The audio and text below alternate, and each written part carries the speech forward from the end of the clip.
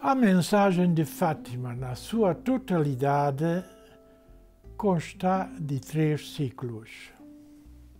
O ciclo angélico, o ciclo mariano e o ciclo do Coração Imaculado de Maria. Ao meu ver, escreve Monsenhor Antônio dos Santos Marto, bispo da Diocese de Viseu, as aparições do anjo e a última aparição em Tui constituem, respectivamente, o pórtico de entrada e a chave de abóbada, à luz dos quais deve ser enquadrada e perspectivada toda a mensagem de Fátima. É nelas que aparece vincadamente um mistério eucarístico em relação íntima com o mistério trinitário.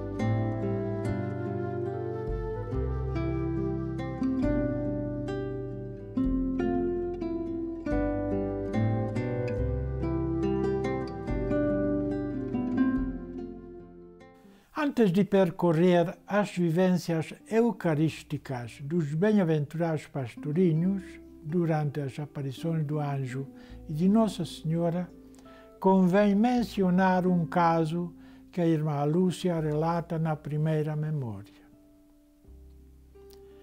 Como minha irmã era zeladora do coração de Jesus, sempre que havia comunhão solene de crianças, levava-me a renovar a minha. Minha tia levou uma vez a sua filhinha também a ver a festa. A pequenita Jacinta fixou-se nos anjos que deitavam flores.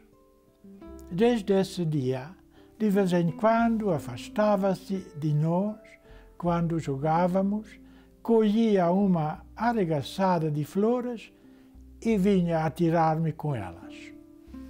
Jacinta, para que fazes tu isso?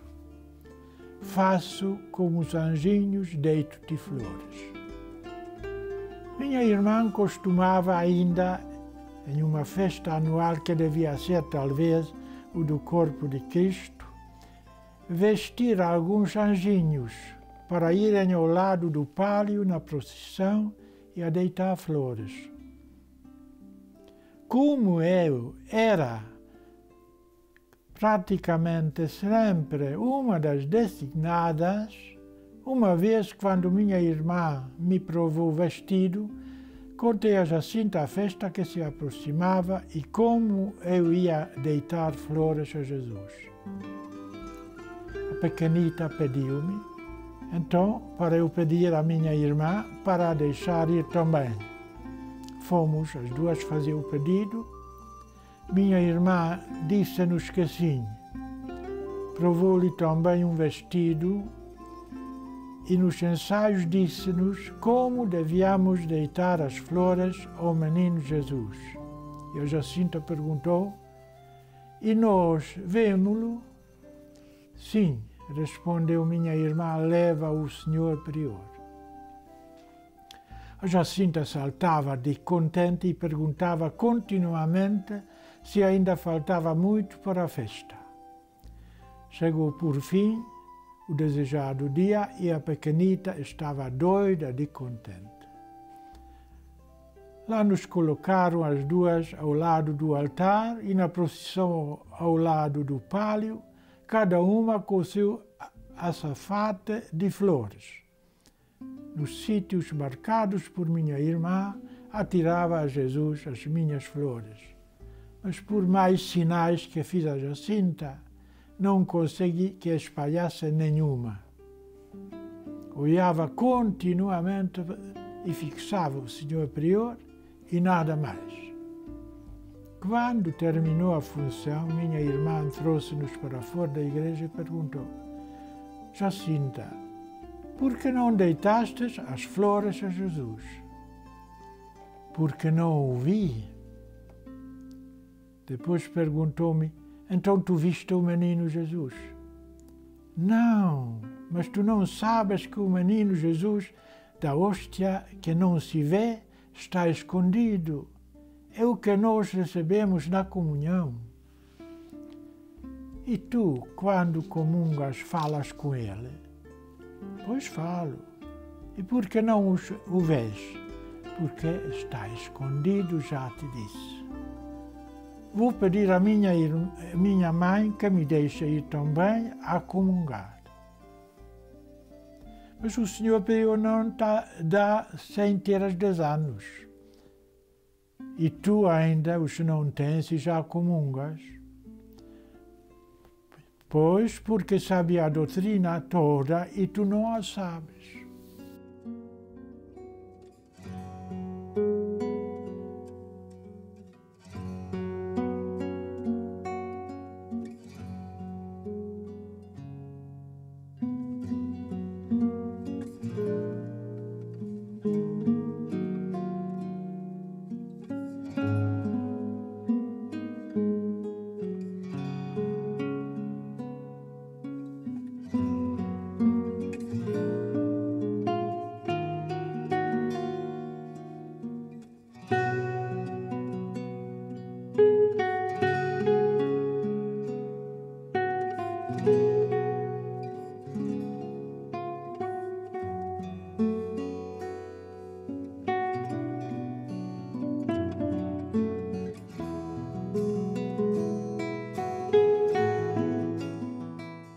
Constituí-me então catequista dos meus 2 companheiros que aprendiam com um entusiasmo único.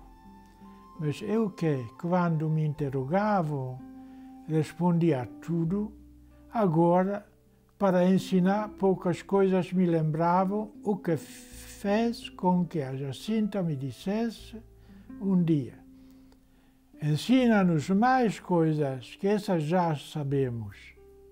Então confessei que não me lembravam sem me perguntarem e acrescentei: pede à tua mãe que te deixe ir à igreja a aprender. Os 2 pequenitos, que desejavam ardentemente receber a Jesus escondido, como eles diziam, foram pedir o pedido também à mãe.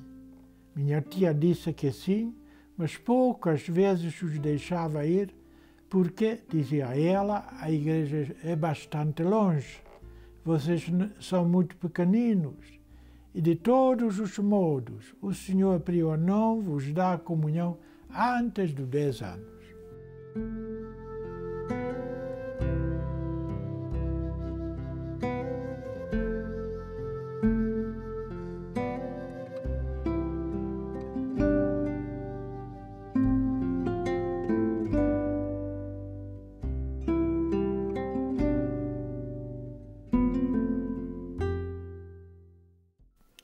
A Jacinta fazia-me continuamente perguntas a respeito de Jesus escondido e lembro-me que um dia perguntou-me: como é que tanta gente recebe ao mesmo tempo o menino Jesus escondido? É um bocadinho para cada um? Não vês que são muitas hóstias e em cada uma está um menino. Quantos disparates lhe terei dito!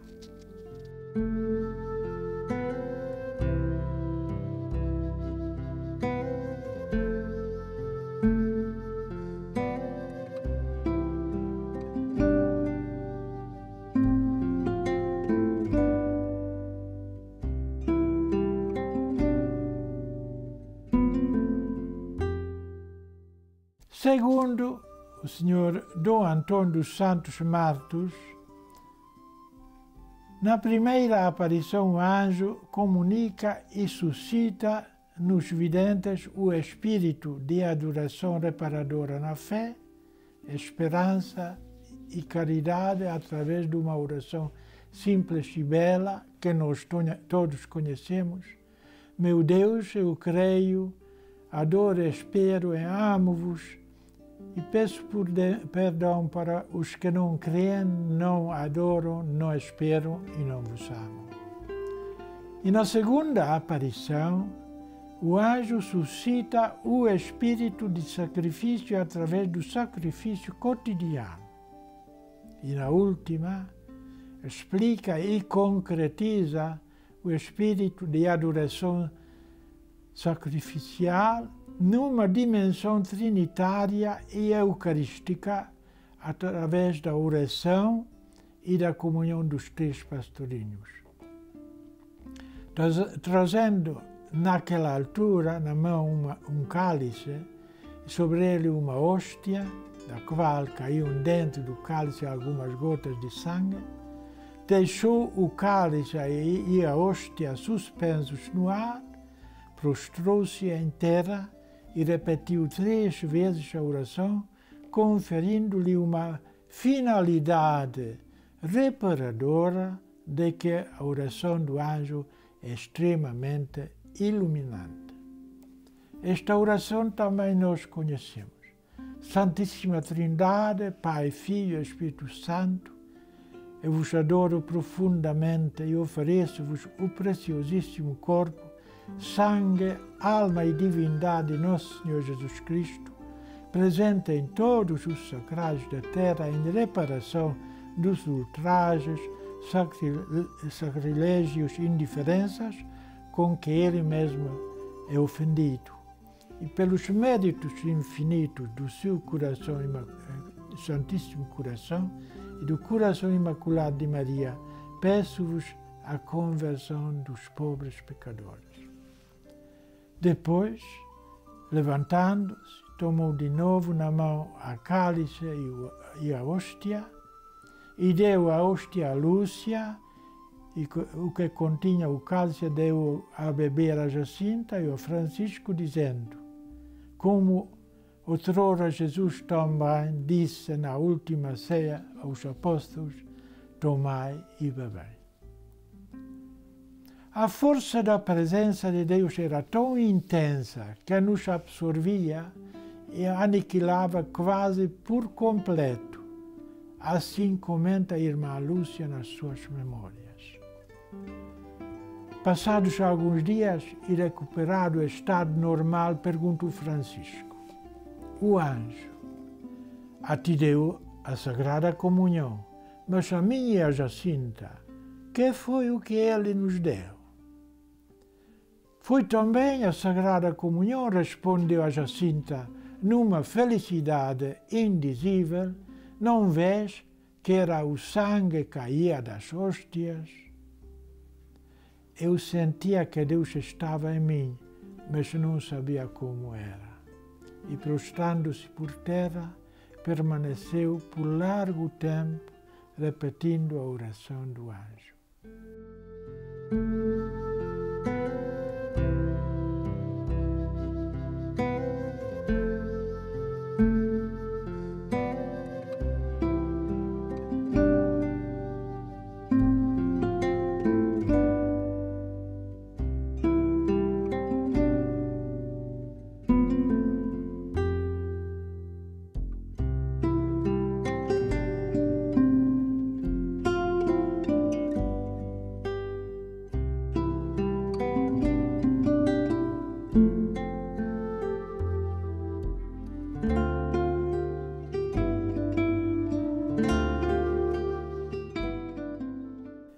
Já na primeira aparição de Nossa Senhora, a 13 de maio, quando a graça de Deus lhes é revelada e comunicada sob a forma de luz tão intensa que, penetrando-os no peito e no mais íntimo da alma, fazia-os ver a si mesmos em Deus, que era essa luz, os videntes rezavam intimamente: Santíssima Trindade, eu vos adoro, meu Deus, eu vos amo no Santíssimo Sacramento.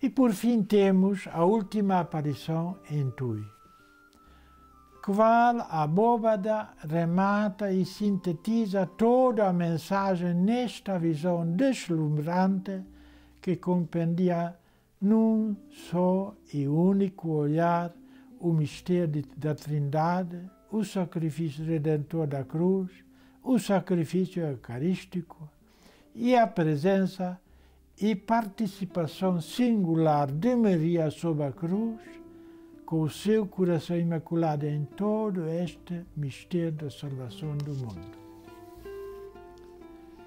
De repente, iluminou-se toda a capela, escreve a irmã Lúcia sobre esta aparição de Tui, como uma luz sobrenatural, e sobre o altar apareceu uma cruz de luz que chegava até o teto.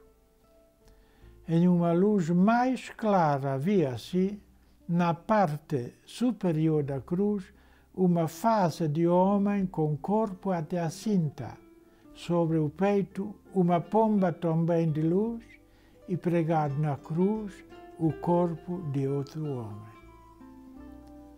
Um pouco abaixo da cinta, suspenso no ar, via-se um cálice e uma hóstia grande, sobre a qual caíam algumas gotas de sangue que corriam pelas faces do crucificado e de uma ferida do peito.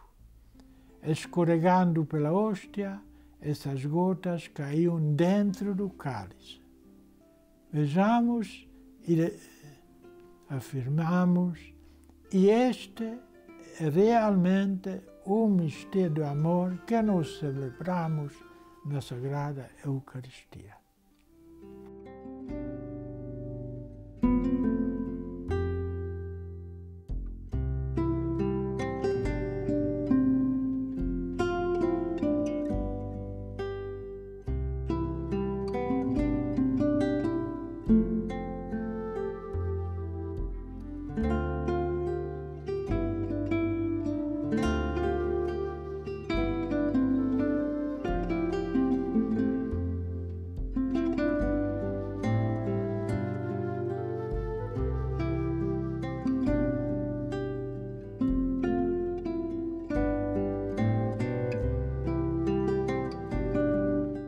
Eu, durante a minha infância, aprendi na minha família e na catequese que Jesus está na Eucaristia e desde então creio na sua presença. Hoje, como sacerdote, ao celebrar a missa, fico profundamente comovido e admirado que o pão da vida e o cálice da salvação se encontrem nas minhas mãos. Observei esta admiração também no rosto do Santo Padre João Paulo II durante a sua missa, ao levantar com a mão trêmula a hóstia consagrada e o cálice.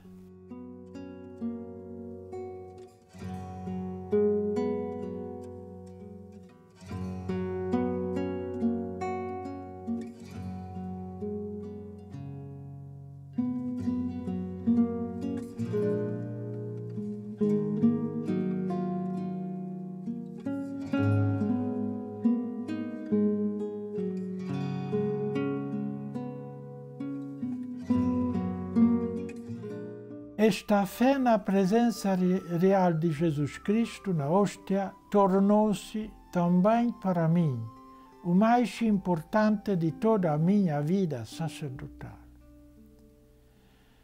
Durante os meus estudos teológicos aprendi como a Igreja tentou explicar teologicamente no decorrer dos séculos esta presença.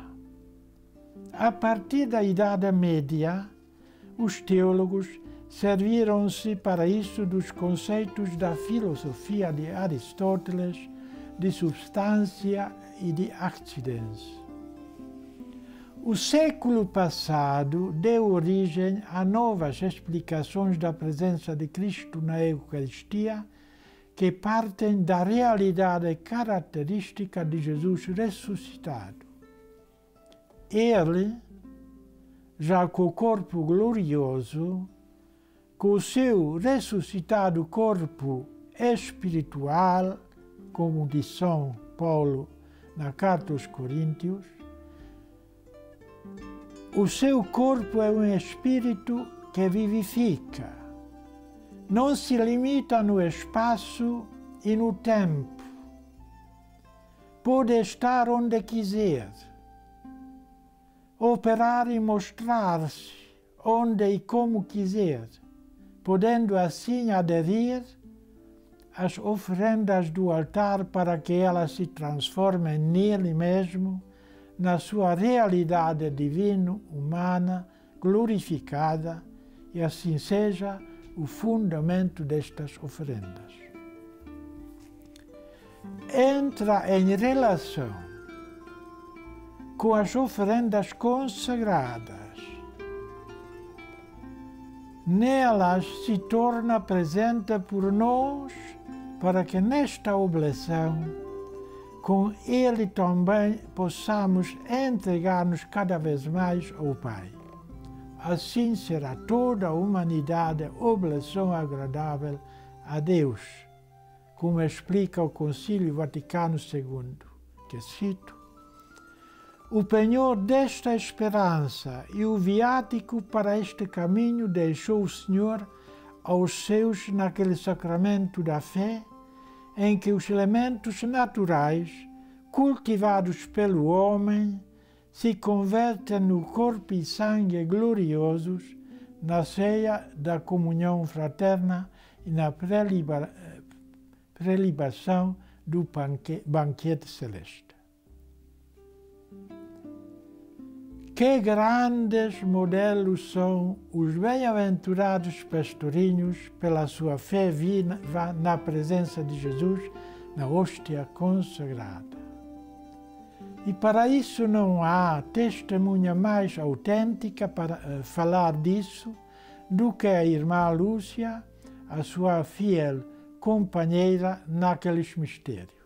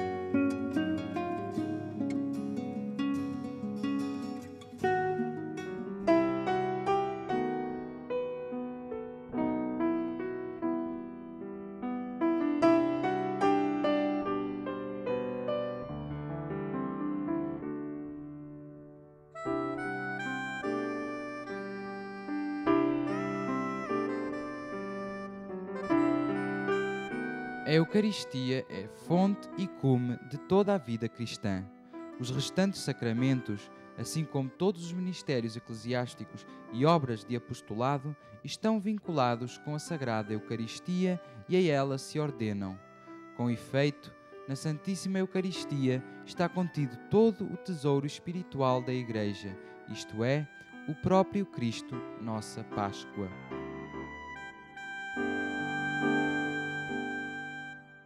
Os bem-aventurados pastorinhos são grandes modelos, pela sua fé viva na presença de Jesus na hóstia consagrada. Não há testemunha mais autêntica para falar disso do que a irmã Lúcia, a sua fiel companheira naqueles mistérios.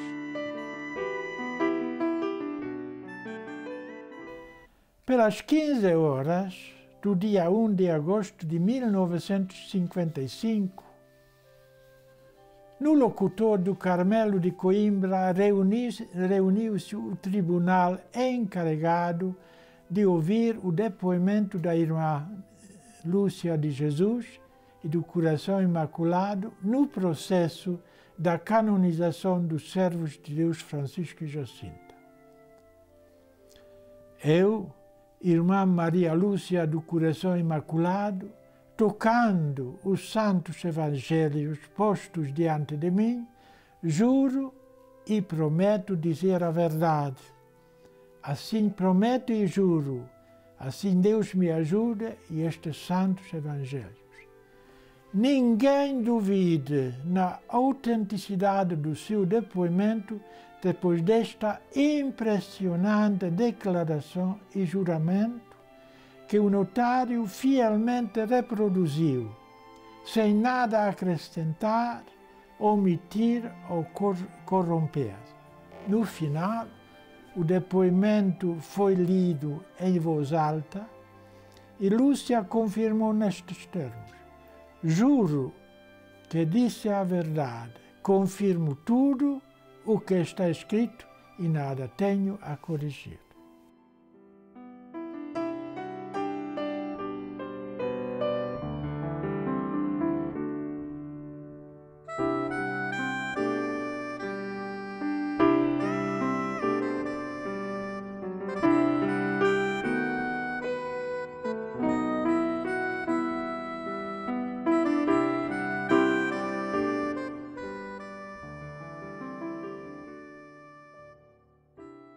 E no seu depoimento sobre o Francisco diz ele: o Francisco manifestou grande devoção para com o Santíssimo Sacramento.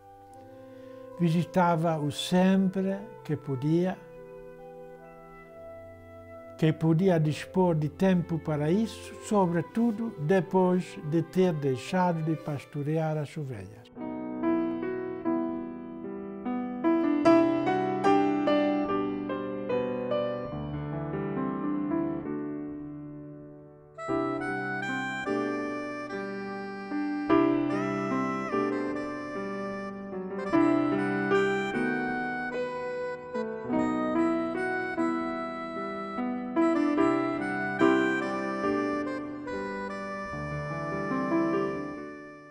Quando já doente, visto não poder frequentar a escola por causa do estado de fraqueza em que se encontrava, era para ele motivo de grande alegria sempre que o deixava acompanhar-me e a Jacinta até Fátima, junto onde estava a escola, também se encontrava a igreja, pois podia assim ficar ela sozinho na igreja, junto de Jesus escondido, enquanto nós,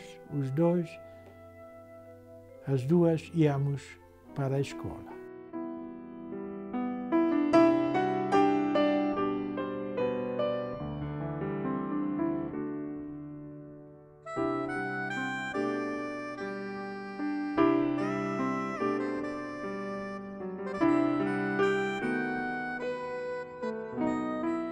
Um dos motivos por que o Francisco não frequentava a escola era o de não suportar o barulho dos companheiros, por causa da sua muita fraqueza.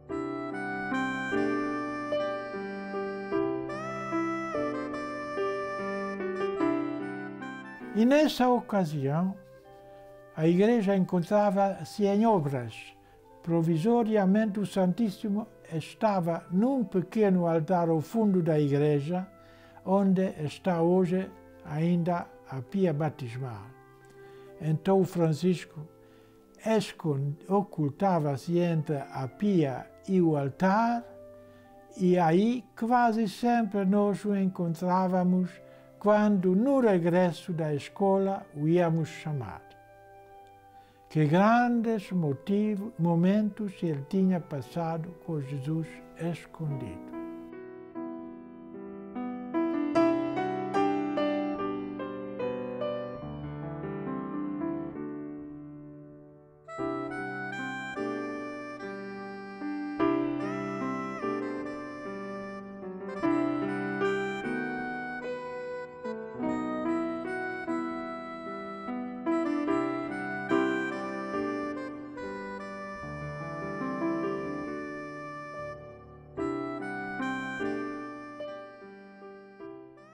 E manifestava um grande desejo também de receber a Sagrada Comunhão e tinha muita pena de o pároco não lhe queria dar antes dos 10 anos. Aguardava com ânsia o dia em que completaria essa idade, na esperança de então poder receber a Santíssima Eucaristia, mas era então preciso esperar pelo dia em que as crianças da terra faziam a sua solene comunhão. Entretanto, ele adoeceu, não podendo depois aguentar a catequese que o pároco não dispensava. Por isso, só lhe foi concedida esta graça por poder comungar na véspera de morrer.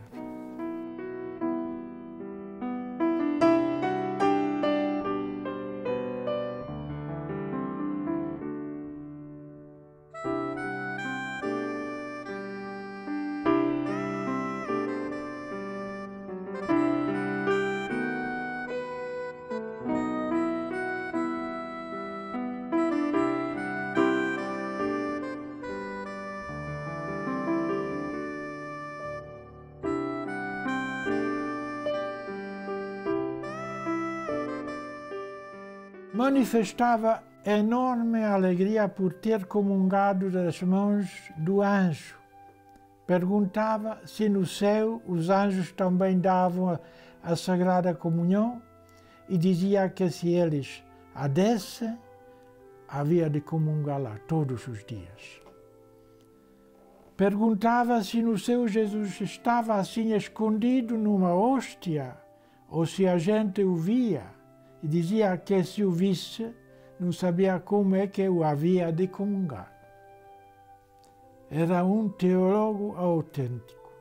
Antes de adoecer, ele desejava receber a Sagrada Comunhão, procurava preparar-se, aprendendo com interesse o catecismo, o qual decorava com certa facilidade, procurando até com inteligência bastante superior à sua idade penetrar-lhe o sentido.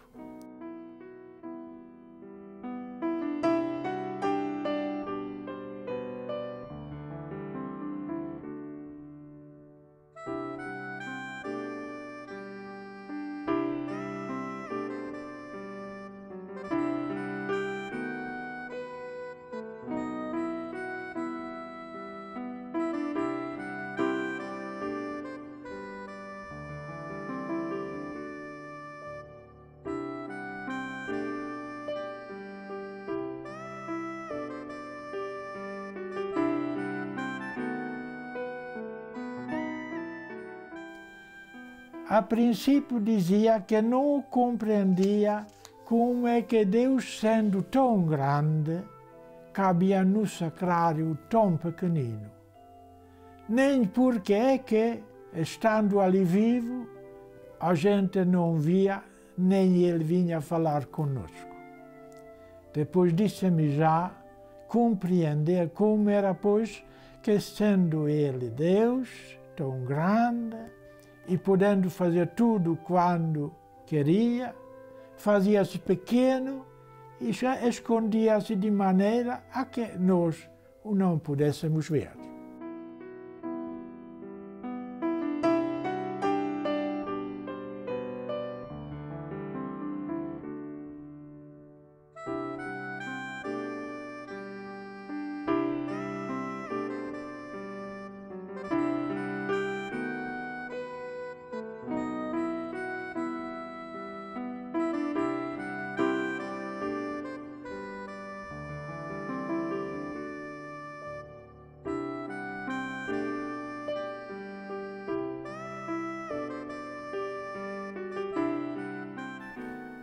embora o Francisco soubesse o catecismo e pela idade exigida pelo pároco, que era os 10 anos, pudesse fazer a sua primeira comunhão no verão 1918, o pároco, um pouco atrapalhado com o fato das aparições, não sabendo bem o que pensar, resolveu adiar a comunhão para o ano seguinte.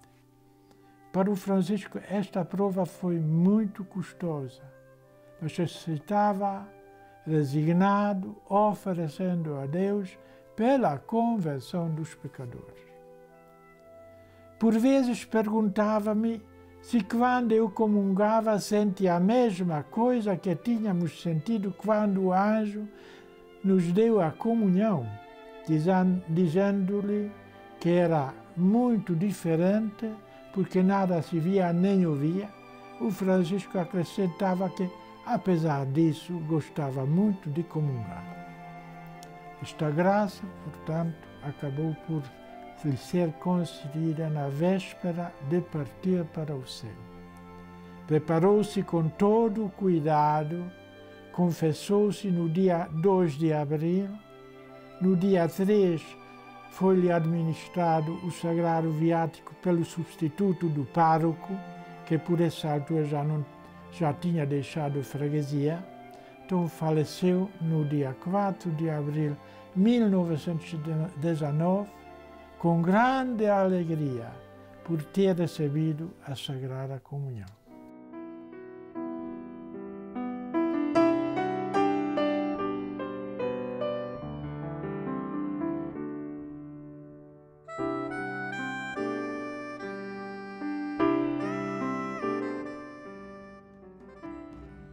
Senhor, a tua luz já brilha. Senhor, a tua luz já brilha.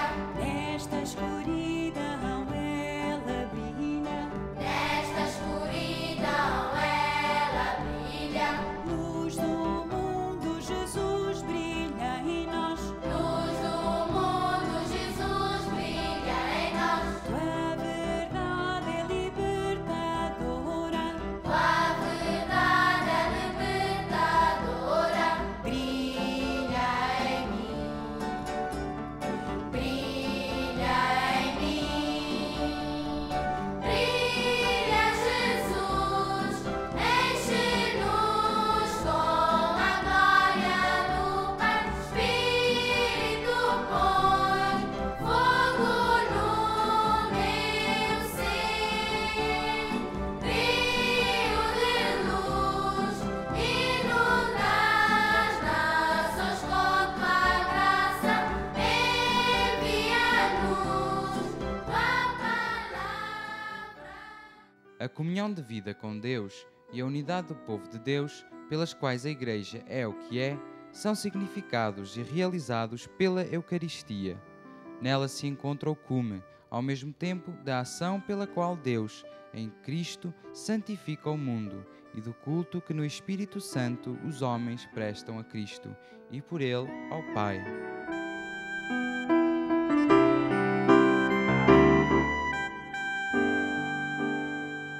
No dia 14 de fevereiro de 1955, pelas 16 horas, realizou-se também o depoimento da irmã Lúcia sobre a devoção da Jacinta à Santíssima Eucaristia.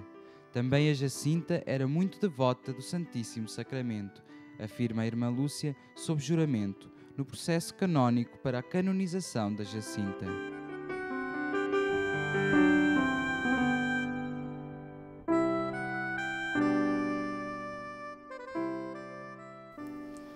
Ela tinha a consciência da presença de Jesus na hóstia consagrada e chamava-lhe Jesus escondido. Costumava visitar o Santíssimo Sacramento na igreja paroquial antes e depois das aulas, quando passou a frequentar a escola. Quando já doente, embora andasse de pé, deixou de ir à escola por lhe prejudicar a saúde e algumas vezes comigo a direção da escola até a igreja com a licença da mãe. Enquanto eu assistia à aula, ela entrava na igreja e lá ficava até eu regressar no final. Para não ser importunada pelo povo que eu procurava, costumava, isso por minha sugestão, esconder-se no púlpito e lá ficava todo o tempo em que eu estava na escola. No fim, eu entrava na igreja, chamava e regressávamos às nossas casas.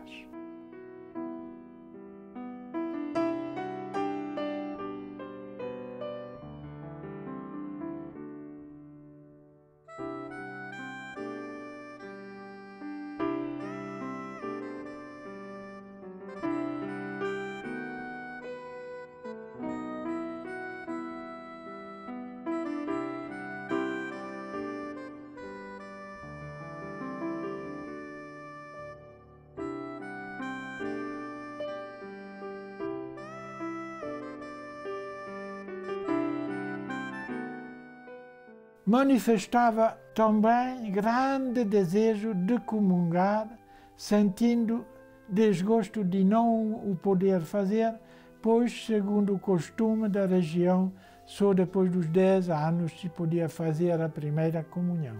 Por isso, ela nunca comungou em Fátima.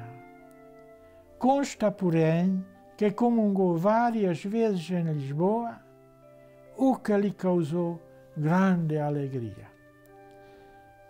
Ela ficou muito contente com a comunhão que o anjo lhe proporcionou.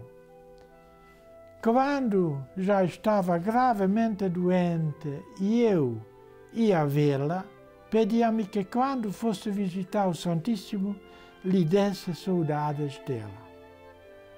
E quando sabia que eu que tinha comungado, encostava a cabeça ao meu peito, dizendo que eu tinha ali Jesus escondido.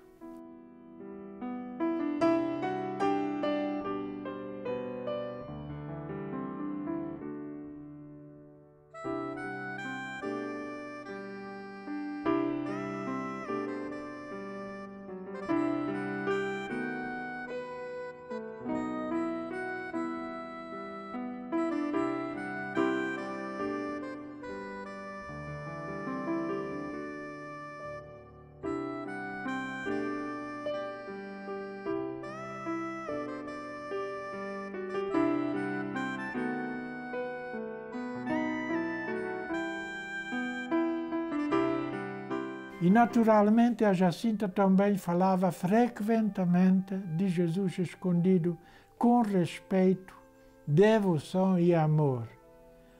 Ouviam-se-lhe dizer frases como estas: gosto tanto de Nosso Senhor que se nos matarem, eu mesmo vamos mais depressa para o céu. Gosto tanto de Nosso Senhor, dizia outra vez, que nunca me canso de lhe dizer que o amo. Gosto tanto de Nosso Senhor que às vezes parece que tenho um lume no meu peito, mas não me queima. E comentando as palavras de Nossa Senhora da última aparição, não ofendo mais a Nosso Senhor, que já está muito ofendido, dizia que tinha muita pena de Nosso Senhor, porque Nossa Senhora tinha dito para não o ofenderem, mas e que continuavam a fazer pecados. Quanto aos seus sentimentos para com a paixão de Jesus, ela gostava de contemplar o crucifixo, principalmente durante a sua doença, que segurava nas suas mãos.